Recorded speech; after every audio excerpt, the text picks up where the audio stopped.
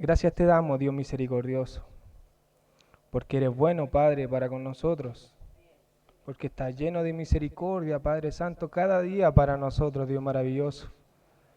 Tú sabes cuánto necesitamos esa misericordia, mi Señor eterno.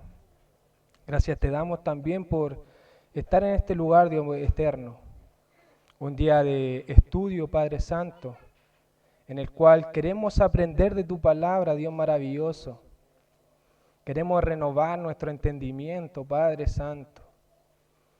Y no solamente para tener conocimiento, Padre, sino para saber actuar, Padre Santo.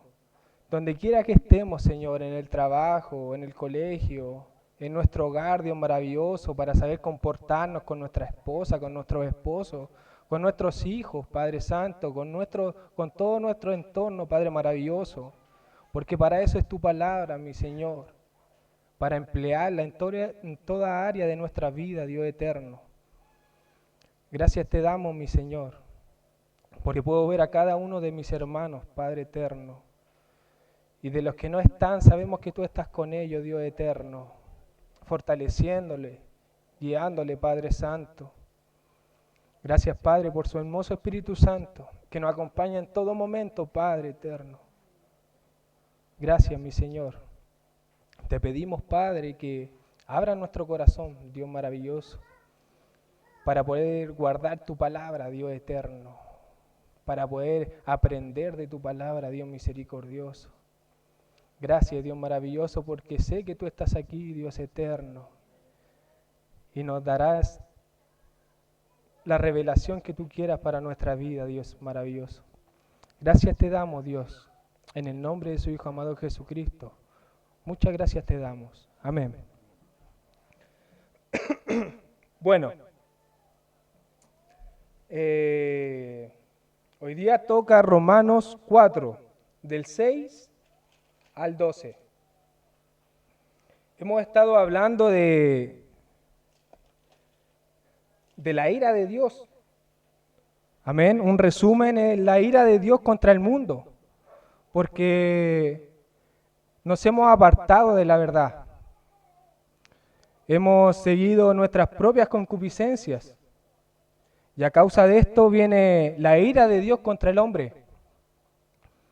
Y es algo problemático y aterrador enfrentar la ira de Dios con mis propias fuerzas. Pero gracias a la misericordia de Dios hemos podido ver que hay un plan de salvación, un plan para escapar de la ira de Dios. Amén.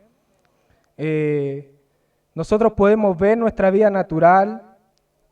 Hay enfermedades, hay problemas, hay muchas tribulaciones en nuestro diario vivir como personas. Y la gracia de Dios no solamente cubre el hecho de ser librado de la ira de Dios, sino que cubre también en nuestro diario vivir nuestras enfermedades, nuestros problemas. Podemos hallar socorro, y eso es lo que estamos aprendiendo por medio de la palabra. Aprender a caminar conforme a la voluntad de Dios. Amén. Podemos ver dos tipos de personas, los que tenían ley y los que vivían sin ley. En este caso eran los judíos y los gentiles. Y tanto el uno como el otro no podía ser justificado por medio de las obras.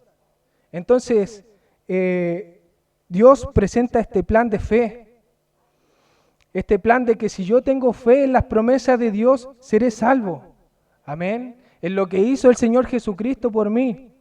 Y eso es lo que sigue hablando Pablo a través de su palabra. La clase pasada estudiamos del capítulo 4, del 1 al 5. Y lo voy a leer. Dice: ¿qué pues diremos que halló Abraham nuestro padre según la carne? Porque si Abraham fue justificado por las obras, tiene de qué gloriarse, pero no para con Dios. Porque, ¿qué dice la Escritura? Creyó Abraham a Dios y le fue contado por justicia. Pero al que obra, no se le cuenta el salario como gracia, sino como deuda. Mas al que no obra, sino cree en aquel que justifica al impío, su fe le es contada por justicia. ¿Qué es lo que está diciendo Pablo aquí? Que gracias al Señor, gracias al sacrificio que el Señor Jesucristo hizo en aquella cruz por nosotros, nuestras obras nos son contadas para la salvación, lo cual es un gozo para nosotros porque somos demasiado falentes, somos muy pecadores, diariamente necesitamos el perdón de Dios. Entonces eso es lo que nosotros vamos a ir viendo, cómo somos justificados a través de la fe.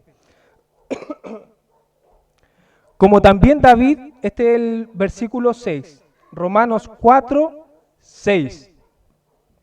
Como también David habla de la bienaventuranza del hombre a quien Dios atribuye justicia sin obras. Amén. Estábamos hablando de David, o sea, de Abraham. Ahora, otro gran ejemplo es David. Amén. Dice, en este versículo entra David en escena, otro varón justificado por medio de la fe, que a diferencia de Abraham, David se encontraba dentro de la ley. Recordemos que cuando Dios llama a Abraham y es justificado, aún no existía la ley. Amén. Muchas gracias. La ley viene mucho después. Entonces, David se encontraba dentro de la ley, a diferencia de Abraham. Y siendo un hombre que vivía conforme a la ley, él entendía que su justificación vendría por medio de la fe en el Mesías. Mas esto escribe David. Dice, bienaventurado el hombre a quien Dios atribuye justicia sin obras. Como lo estábamos explicando, las obras no me sirven para justificación. Las obras cumplen un rol muy importante, pero no para la justificación. Amén. Dice, esta bienaventuranza, porque dice bienaventurados, esta bienaventuranza tiene relación con dicha, con gozo, pero a diferencia del gozo normal, este duradero, este gozo tiene relación con gozo eterno, que se refiere al reino de Dios, a la promesa de Dios. Amén, ¿se entiende? A la promesa de Dios que nosotros esperamos con ansias, que es la vida eterna. De ese gozo está hablando, de esa bienaventuranza. Bienaventurado el hombre a quien Dios atribuye justicia sin obras. Es una bienaventuranza para nosotros, un gozo eterno. Amén. El 7 dice, diciendo, bienaventurados aquellos cuyas iniquidades son perdonadas y cuyos pecados son cubiertos. Bienaventurado el varón a quien el Señor no inculpa de pecado.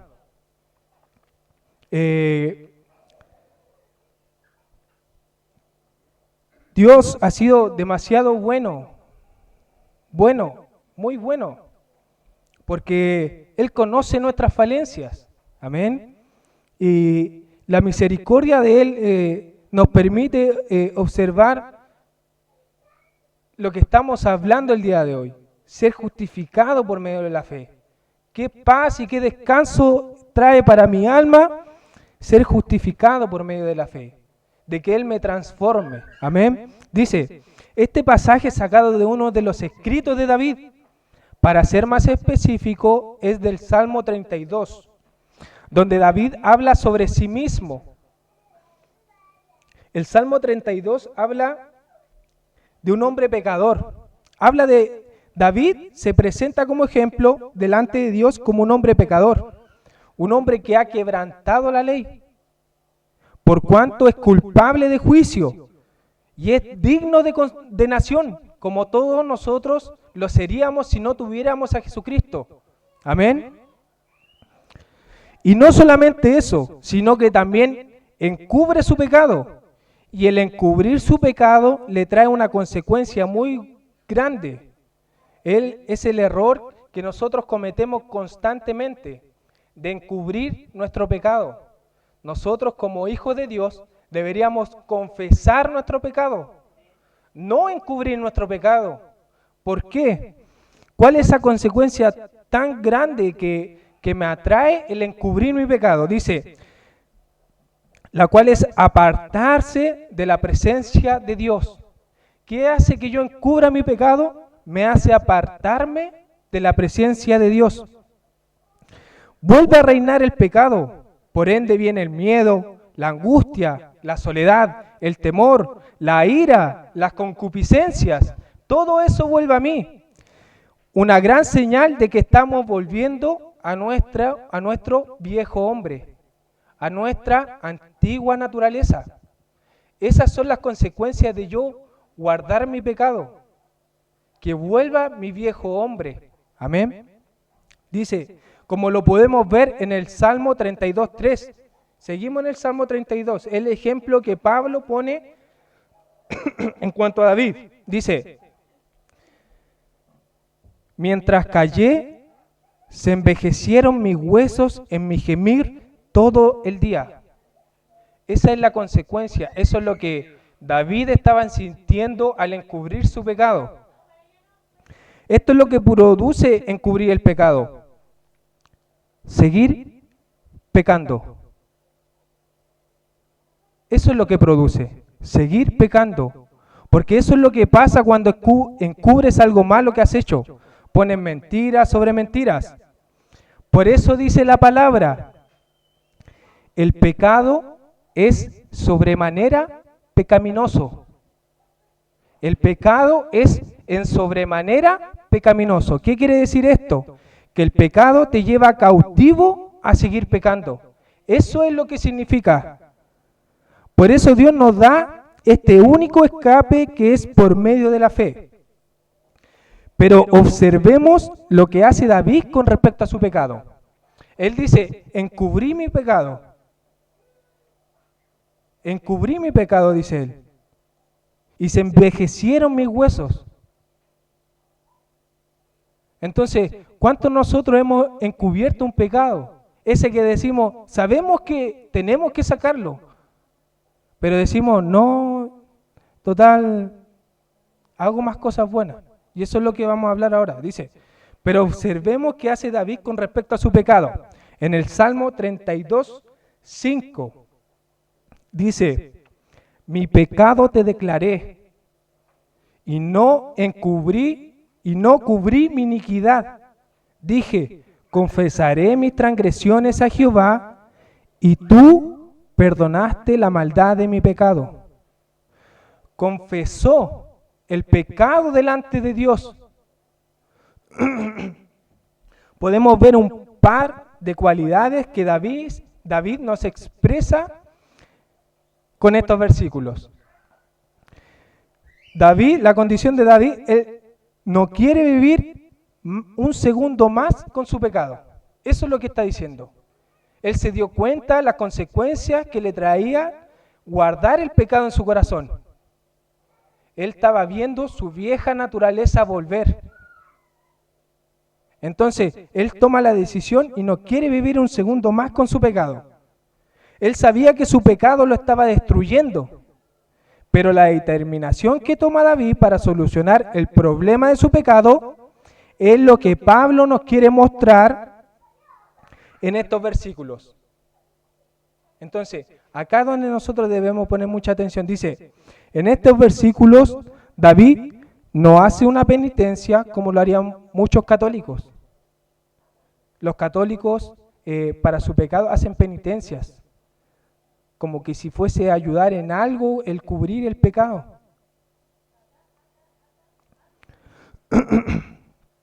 David no medita en su corazón diciendo, bueno, soy mejor que mi hermano, así que permanezco en esta condición que tengo. Y eso es lo que solemos hacer muchas veces. Por eso la iglesia va decayendo, porque en vez de compararnos con la palabra, nos vamos comparando con el que está peor que nosotros. Y eso es está muy mal. Eso, como dice mi primo, es triste, pero es angustiante de que la iglesia vaya decayendo. Tenemos un Dios vivo que perdona los pecados y aún así la iglesia va decayendo. Nosotros vamos decayendo porque nosotros somos la iglesia. Amén. Dice, David tampoco no dice, voy a hacer más obras para compensar mi pecado. Bueno, si tengo este pecado, ahora sí voy a salir a predicar el sábado, para compensar la embarradita que me pegué ahí. Entonces, vamos cubriendo nuestro pecado con cosas que nosotros creemos que nos van a servir, pero la palabra no nos enseña eso.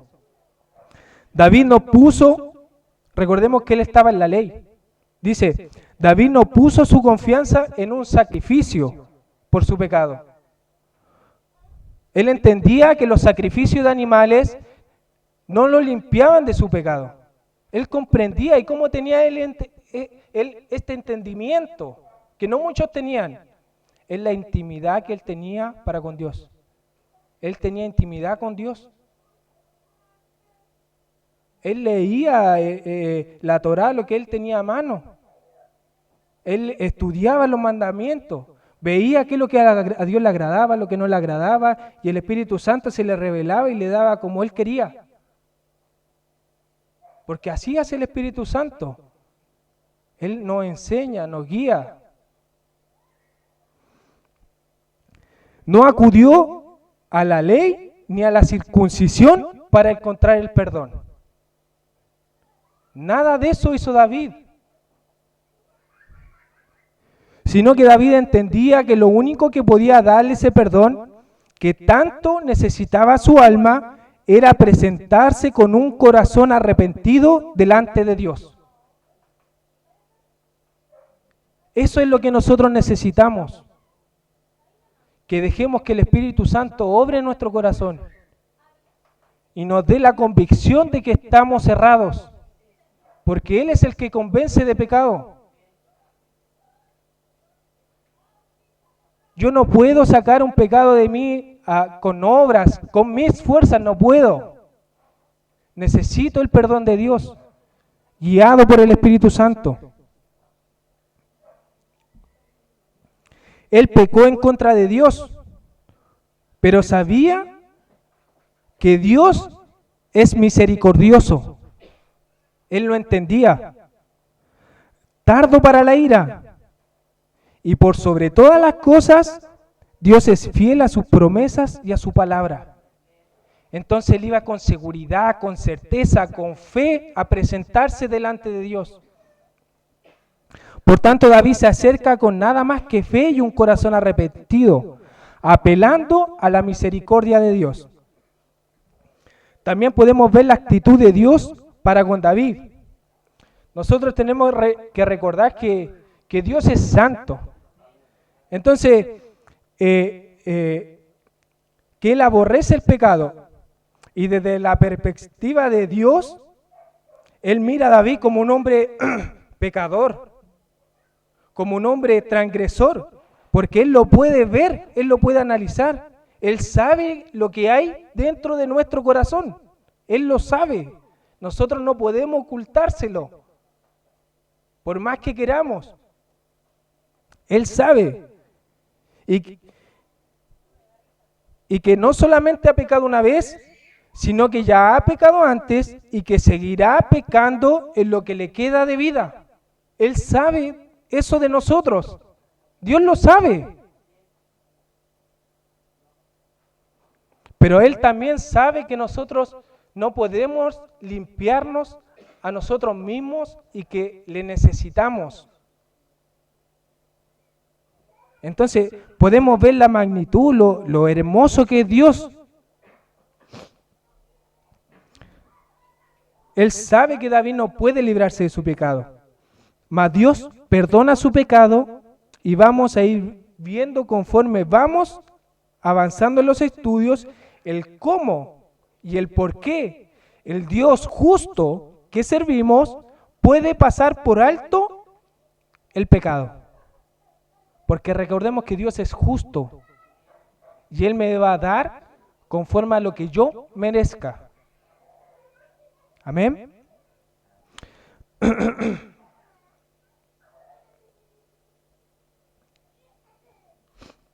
Así que si aún no se arrepiente, arrepiéntase al tiro, hermano.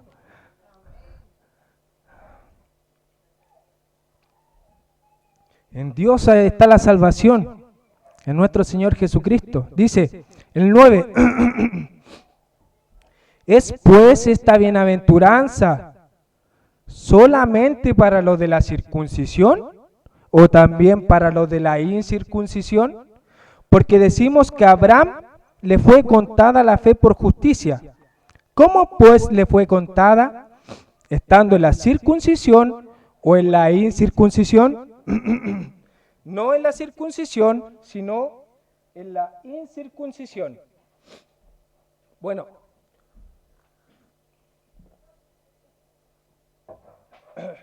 lo que quiero hacer aquí es contar un poquito la historia de Abraham. Probablemente muchos conozcamos a Abraham y muchos no.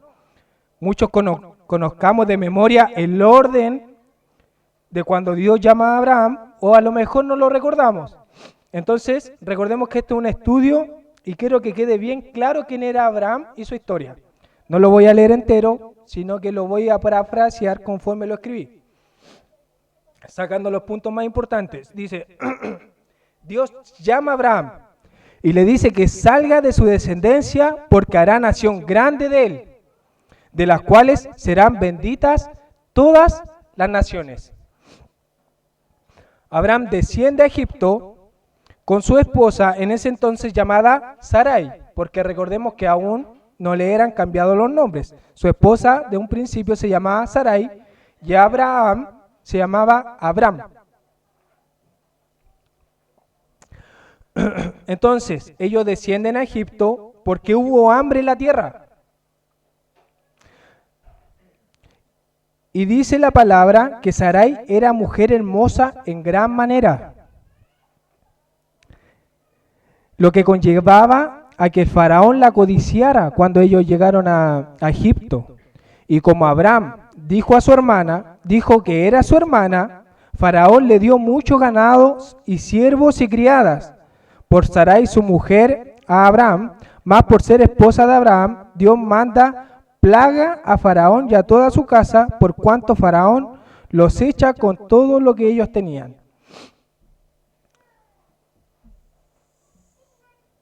Lo que yo quiero es contar solamente la historia. En ese tiempo hubo mucha hambre, ¿cierto? Ellos descienden a Egipto y faraón codició a la esposa de Abraham, que en ese entonces se llamaba Sarai. Entonces Abraham le dijo que dijera que era su hermana, porque él tenía miedo de que lo matasen o algo así. Y faraón toma a la esposa de Abraham, a Sarai, y Dios se molesta y le manda plagas. Entonces, él, al darse cuenta que Dios se molestó, le devuelve la esposa a Abraham y los echa con todo lo que ya le habían dado, que eran ganados, siervos, criados, plata y oro. ¿Cierto? Hasta ahí vamos bien. Abraham iba también con Lot, que era su sobrino, y empiezan a convivir. Y a causa de que andaban juntos en la tierra en donde moraban, se hizo pequeño, ya que Dios les empezó a multiplicar en gran manera lo que tenían. Y a causa de eso, los pastores de Lot con los pastores de Abraham tenían altercados. Mas Abraham dice a Lot, para que no tengamos altercado, nos vamos a separar. Si tú vas a la derecha, yo voy a la izquierda. Si tú vas a la izquierda, yo voy a la derecha. ¿Cierto? Mas Lot escogió la llanura del Jordán.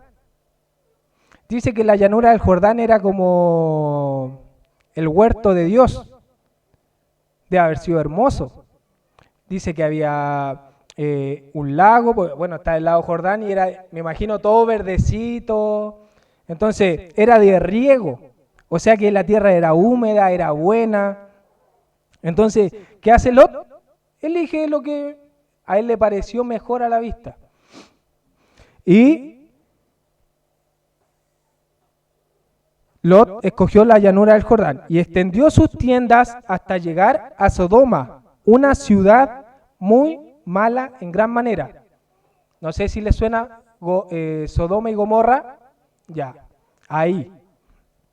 Dice, Lot al acercarse tanto a Sodoma, pasa a ser parte de Sodoma, y entre tanto Lot convivía con los sodomitas, se ve envuelto en una guerra, donde el rey de Sodoma, con sus 3 aliados, salieron en batalla contra Kedorlaomer, rey de Selam, y sus 4 aliados. Kedorlaomer, estuve toda una semana, mi primo está de testigo, aprendiéndome ese nombre para no pronunciarlo mal aquí.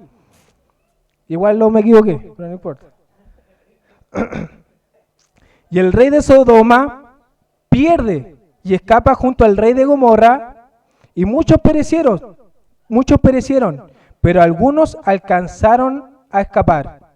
Mas los reyes victoriosos, o sea, Kedorlaomer, tomó el botín tanto de Sodoma y Gomorra. Junto con el botín también tomaron a Lot y las riquezas de Lot, el sobrino de Abraham. Porque Lot, recordemos, que estaba morando en Sodoma, ¿cierto? Y uno de los que escapó de la batalla va y le avisa a Abraham, porque tenían un contacto de los cuales tenían alianza con Abraham. Entonces, se entera Abraham porque él fue a avisarle, y Abraham toma a sus siervos, nacidos en su casa, 318 criados nacidos en su casa, y va a la batalla contra el rey Kedorlaomer y los 4 reyes que derrotaron los reyes de Sodoma y de Gomorra y sus aliados, para salvar a su sobrino Lot. O sea, eran 5 reyes contra los 318 criados de Abraham y Abraham. 5 reyes, dice. Abraham viene y les cae de noche, y los atacan él y sus siervos. Y la palabra dice, y los siguen, dando a entender que estos 5 reyes estaban arrancando de Abraham y sus siervos, nacidos en su casa. Y Abraham recobra todos los bienes de los reyes perdedores, y a Lot, y los bienes de Lot, y a las mujeres y demás gente. Entonces, lo que sí quiero leer es Génesis 14, del 17 al 24. Creo que mi primo lo va a poner en la pizarra.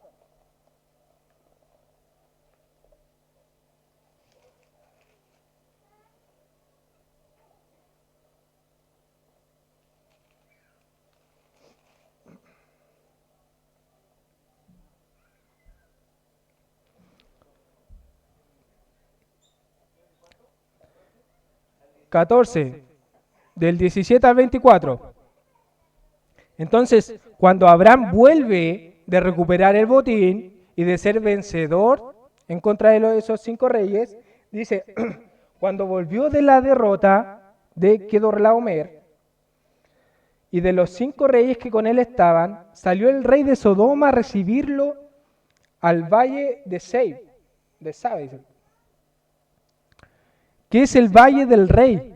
Entonces Melquisedec, rey de Salem y sacerdote del Dios Altísimo, sacó pan y vino y le bendijo, diciendo, bendito sea Abraham del Dios Altísimo, creador de los cielos y de la tierra, y bendito sea el Dios Altísimo, que entregó a tus enemigos en tu mano.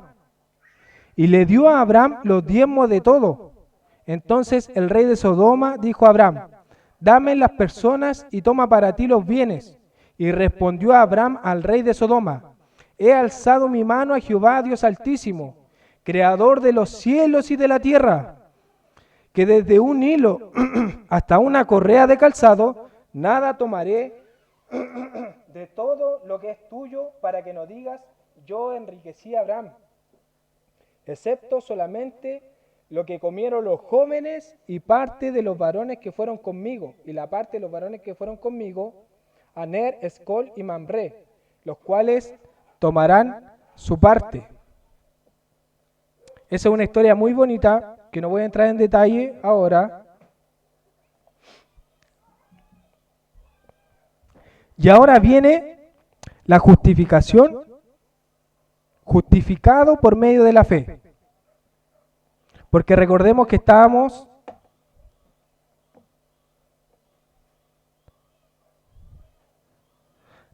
hablando de, ¿es pues esta bienaventuranza solamente para los de la circuncisión o también para los de la incircuncisión? Porque decimos que a Abraham le fue contada la fe por justicia.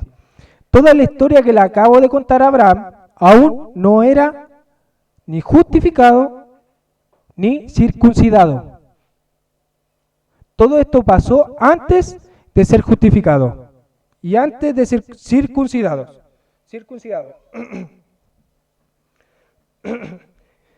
¿Cuándo es justificado Abraham? Lo vamos a ver en el Génesis 15 del 1 al 6. Mi primo lo va a poner ahí enfrente. Dice, después de estas cosas, seguimos con la historia, después de estas cosas vino palabra de Jehová a Abraham en visión, diciendo, no temas, Abraham, yo soy tu escudo y tu galardón será sobremanera grande. Y respondió Abraham, Señor Jehová, ¿qué me darás siendo así que ando sin hijo? Y el mayordomo de mi casa es ese Damaseno Eliezer. Dijo también Abraham, mira que no me has dado prole, y he aquí será mi heredero, un esclavo nacido en mi casa. Luego vino a él palabra de Jehová diciendo, no te heredará sino un hijo tuyo será el que te heredará. Y lo llevó fuera y le dijo, mira ahora los cielos, cuenta las estrellas, si las puedes contar. Y le dijo, así será tu descendencia. Y creyó a Jehová y le fue contado por justicia. Ahí recién podemos ver la justificación que tiene Abraham delante de los ojos de Dios. Amén. Dice, esta es la historia de Abraham hasta el punto donde es justificado. Podemos darnos cuenta de que aún no se le ha demandado la circuncisión. O sea, ¿qué estamos hablando? Que fue justificado sin la necesidad de tener la circuncisión. Es el punto que quiere tocar Pablo en estos capítulos, que la circuncisión no es necesaria para la justificación, pero también cumple otro punto muy importante, pero no es para la justificación. Dice, Abraham en su vida tomó muchas malas decisiones. Al igual que David, tropezaron muchas veces. Cuando nosotros empecemos a ver los puntos de lo que yo acabo de leer, Abraham tomó muchas malas decisiones, como también lo tomamos nosotros diariamente. Al igual que David y al igual que todos los hombres. Más lo que nos enseña la palabra de Dios es que debes permanecer caminando hacia Dios y tratar de no detenerte en el camino, porque permanecer en tu pecado es decirle a Dios, no quiero tus promesas, lo que te lleva a salir del pacto que Dios tiene para contigo. Es importante, hermanos, la función que cumple la fe. Lo vamos a ir viendo un poquito más adelante, que es necesario que nosotros creamos por fe y vivamos por fe. No es solamente algo que yo hice atrás, sino que es algo continuo. Amén. Dice 11. Y recibió la circuncisión como señal, como sello de la justicia de fe que estuvo estando aún incircunciso.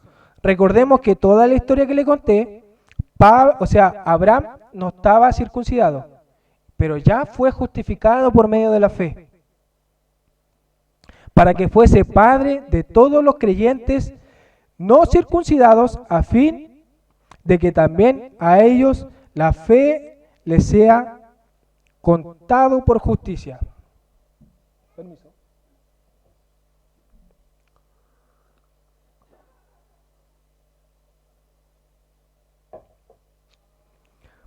Pablo dice en este versículo, recibió la circuncisión como una señal. Eso es lo que Pablo nos dice en el versículo 11. Y recibió la circuncisión como una señal.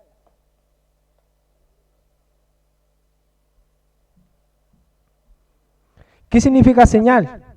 Dice rasgo o nota que se pone o hay en las cosas para darle a conocer o distinguirla de las otras. Eso es lo que significa una señal. Algo que por sí sola te distingue. Por ejemplo, la circuncisión, vamos a ver qué señal daba. Dice, ¿qué quiere decir esto? Que la circuncisión está señalando la promesa de Dios. La circuncisión habla de la promesa de Dios. En Génesis capítulo 17, del 1 al 11, y que los que lleven este sello de la circuncisión podrán ser propietarios del pacto que ahora veremos. Lo voy a repetir. Dice, el sello de la circuncisión los que lleven este sello de la circuncisión podrán ser propietarios del pacto que vamos a ver ahora. El que dice, Génesis 17.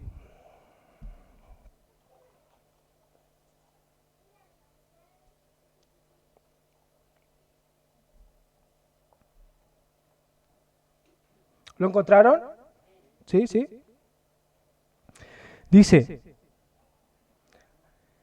nosotros cuando hablamos de Abraham, en el capítulo 15, él fue recién justificado. Ahora el capítulo que nosotros vamos a leer es el capítulo 17. Pasaron muchos años después. Dice, era Abraham de edad de 99 años cuando le apareció Jehová y le dijo, yo soy el Dios Todopoderoso. Como muchos otros nombres que Dios ocupa para sí mismo en el Antiguo Testamento, Él se añade un atributo en concreto de lo que Él quiere enfatizar conforme a lo que estamos leyendo o conforme a lo que Él quiere expresar. Por ejemplo, Él se presenta como yo soy el Dios Todopoderoso. ¿Por qué Dios dice esto? Yo soy el Dios Todopoderoso. Por ejemplo, dice, Él ahora ocupa la palabra que en hebreo es Shaddai. En hebreo, Shaddai es todopoderoso. ¿Por qué no ocupa Elohim? ¿Por qué no ocupa otro nombre otro nombre divino de los que Él tiene? Pero es por algo en específico, que dice que significa, claro, Shaddai significa Dios Todopoderoso, que enfatiza en este contexto, cuando Dios habla aquí, que permitirá que Sara, mujer estéril que no puede tener hijos, tenga un hijo de Abraham. Por eso Él dice, era Abraham de edad de 99 años cuando le apareció Jehová y le dijo, yo soy el Dios Todopoderoso. Lo que Abraham estaba esperando era descendencia, conforme a la promesa que Dios le había hecho. Eso es lo que él estuvo esperando mucho tiempo. Entonces Dios le recalca, le dice, yo soy todopoderoso. Yo puedo hacer que tu esposa estéril pueda tener un hijo tuyo. Él lo puede hacer. Él tiene el poder.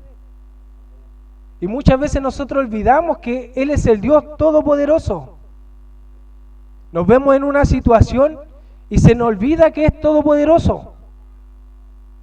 Y ponemos excusas. Bueno, a lo mejor Él lo quiere así. No, a lo mejor Dios me quiere enfermo. Dios me quiere así, que esté... Y vamos anteponiendo la palabra de Dios. Por ejemplo, muchos ocupan el versículo que dice Pablo, bástate de mi gracia. Pero antes de que le dijese, bástate de mi gracia, Pablo sabía quién era Dios. Dios sáname, Dios sáname, Dios sáname, Dios sáname. Y así estaba. Por eso Dios le dijo, bástate de mi gracia. Ahí había un propósito de que él estuviera así. Pero la condición de Pablo era, sabía que él lo podía sanar. Entonces yo tengo que seguir pidiéndole al Señor, creyéndole. Eso es fe, teniendo la certeza de que Él va a tomar en cuenta lo que yo le estoy pidiendo. Si no es así, que me diga, bástate de mi gracia. Pero si no, yo sigo pidiendo. Sigo pidiendo.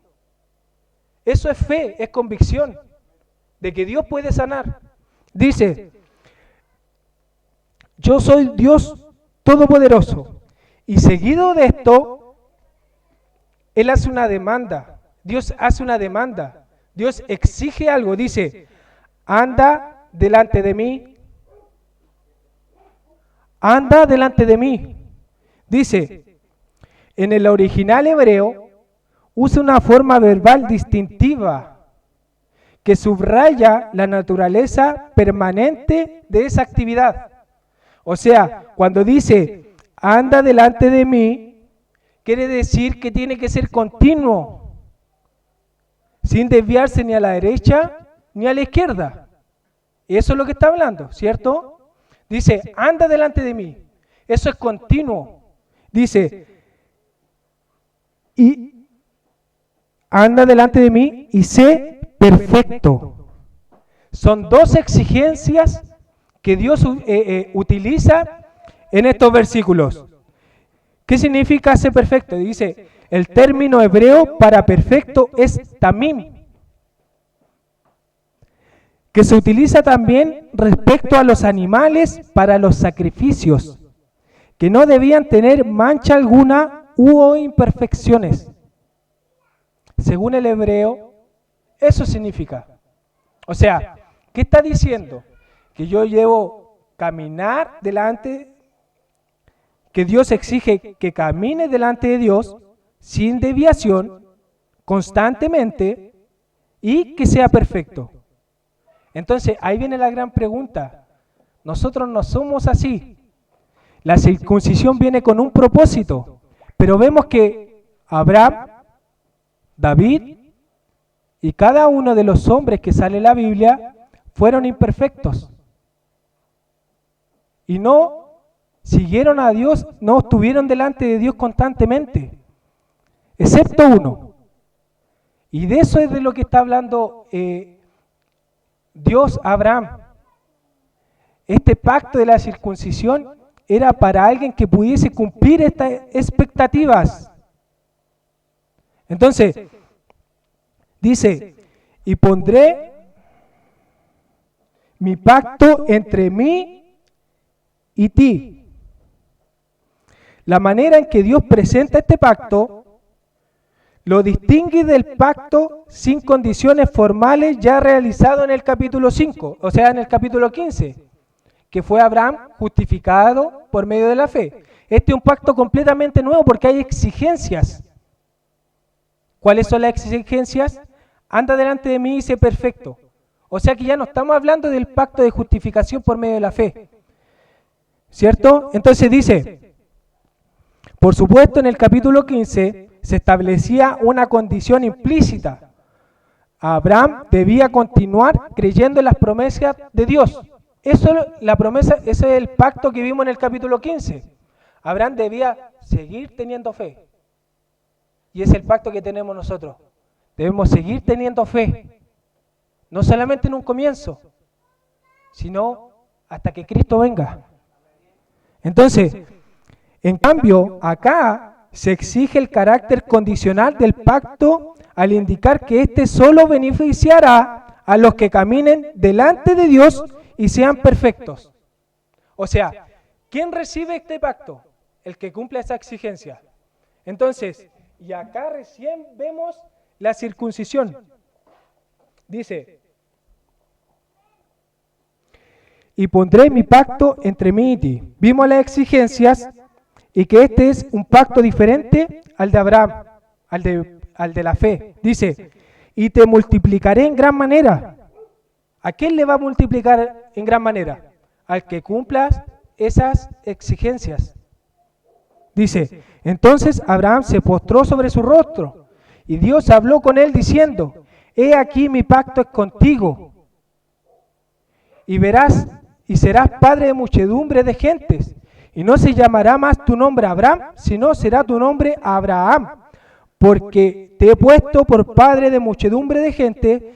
Dice, y te multiplicaré en gran manera y haré naciones de ti y saldrán reyes de ti. Y te estableceré mi pacto entre mí y ti, y tu descendencia después de ti, en sus generaciones por pacto perpetuo. O sea, está hablando que esto es para siempre.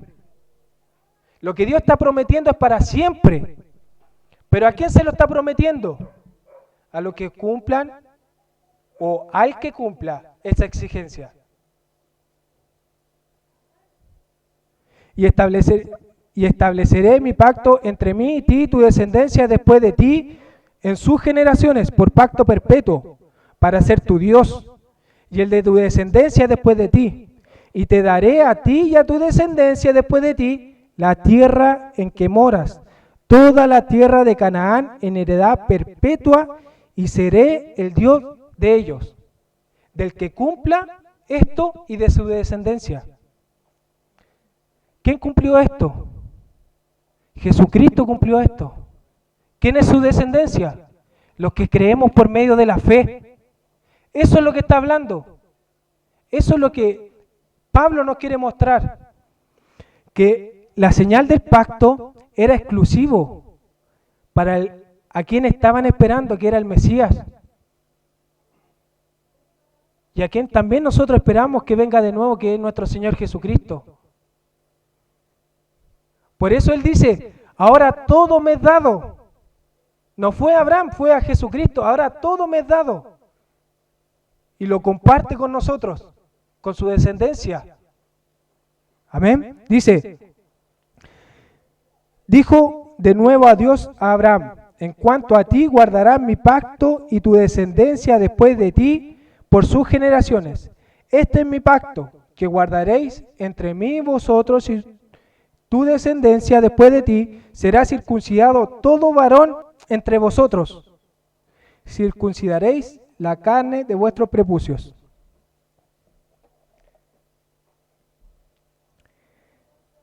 Eso es lo que es la circuncisión.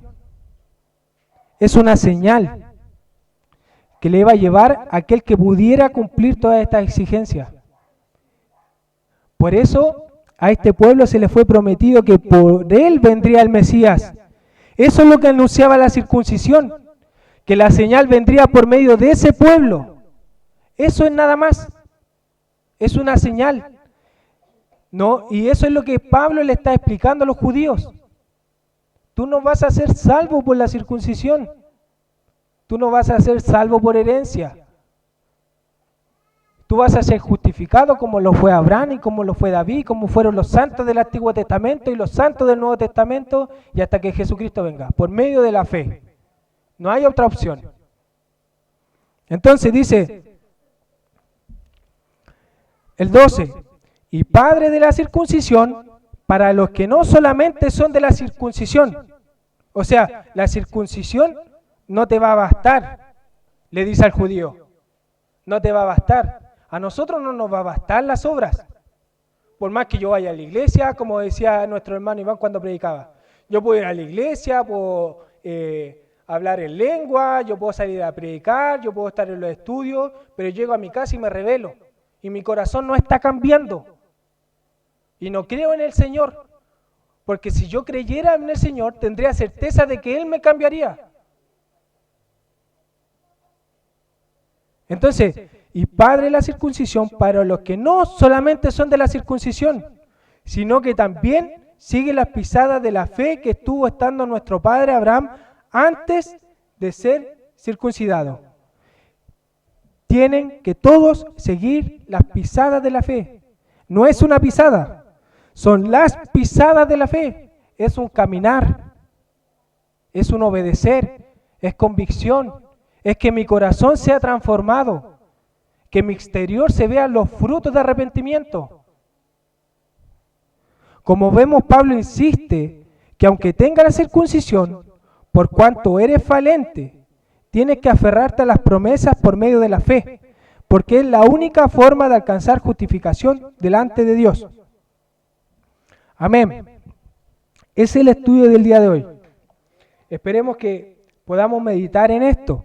Y si queremos estudiar la historia de Abraham, es muy hermosa. Dios también muestra, revela por medio del Antiguo Testamento, y así lo hemos estado viendo.